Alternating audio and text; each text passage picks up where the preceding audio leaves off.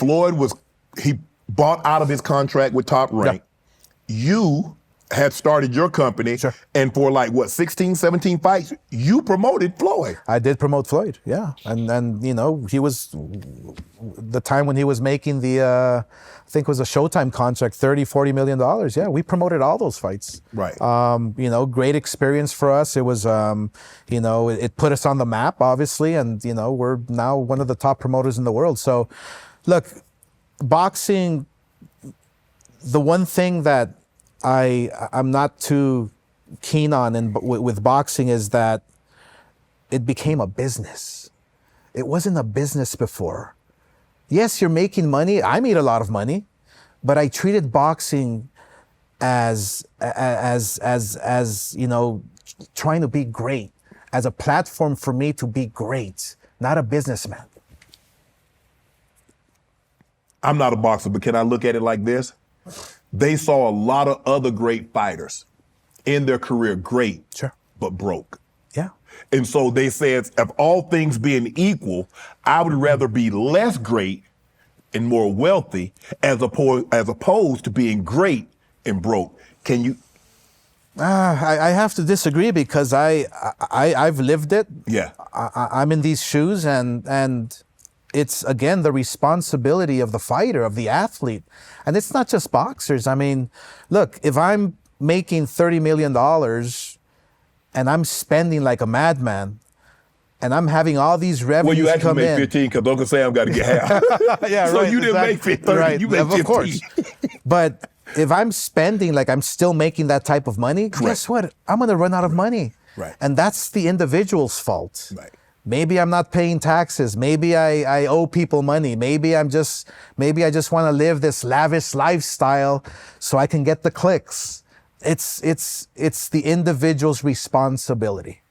But you have to understand also, Oscar, you're dealing with guys that have very limited education. Sure. They come from very impoverished backgrounds. They're Agreed. Trying to lift themselves up, lift their families up, sure, and put them in a social economics that, had it not been for boxing, sure, they probably would have never been there. Absolutely. And so they're easy to take advantage of. Yeah, absolutely. But I get what you're saying, like, oh, it's still your responsibility. Yeah. But me, I couldn't take advantage of someone. Even if I had the opportunity, and I know they're like, man, I'm gonna rob this dude, sure, Brian, and he not gonna know anything. Yeah. That's just not in me. I'm not so sure a lot of promoters had that same philosophy though. There's a lot of, and like I mentioned, the promoters I just mentioned have never laced up the gloves, so they don't understand. Right. They don't live it. I'm in camp with these fighters, training myself, knowing what I'm going to win, what I'm going to make, knowing what I'm going to lose, knowing what I'm going to spend. Like, I know all this. I don't know why I know this, but from an early age, it was just instinctual for me. I had to take care of my money. I had to ask questions. I had to surround myself with a good business partner. And that's the key. Getting yourself a person who you can trust. He's going to screw you over anyways. So make sure you trust him the few years you're making all your money. Right. He's going to try to screw you, so that's when you have to be smart and cut the tie. Right. But it's up to the individual. I emphasize that because whether you have an elementary education, a high school education, or you have you're a Harvard graduate, you have to ask questions. You have to be smart enough with all the money you're making, all the hard work you're putting into it. Don't tell me you're not just gonna let everybody take advantage of you. No, you have to keep what's right. You have to keep what is yours. Right. You have to fight for it. And ask the questions and surround yourself with good people. 50. He tried to get into the promotion business. He and Floyd was supposed to try to do something, and then he got licensed in New York, correct? No, we did business together, actually. Okay. Canelo fought Kirkland. 50 Cent had just signed Kirkland to a promotional contract. Okay. We had a fight together. Canelo knocked him out, and that was the end of 50's promotional career. So he only had one fighter? I believe it was one high-profile fighter.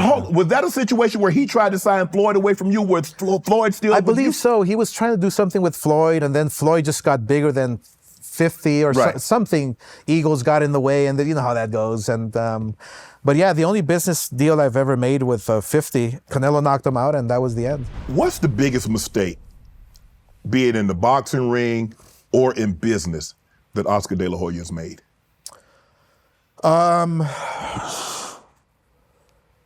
Probably inside the ring, I stood in there too long. Yeah.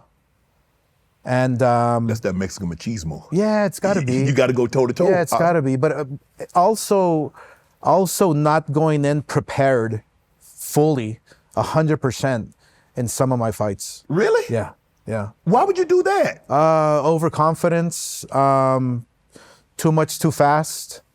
See, I was this kid growing up with nothing. East LA, da-da-da. I didn't really have nobody gave me advice. I learned everything the hard way. I learned everything on my own.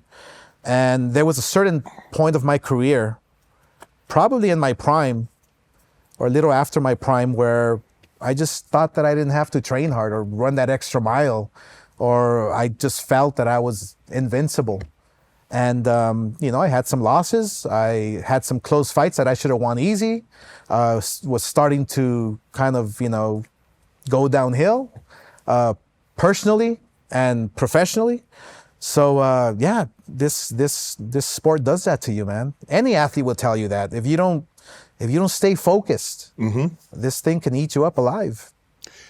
Do you believe now, sitting back, because you have the magnificent science of hindsight, that had you trained harder, some of those L's that you took, they would have been W's? Oh yeah. I'm convinced 1,000%. I mean, look, I had a life outside the ring that was fast, crazy fast. Like I sometimes ask myself, how in the hell did I do it?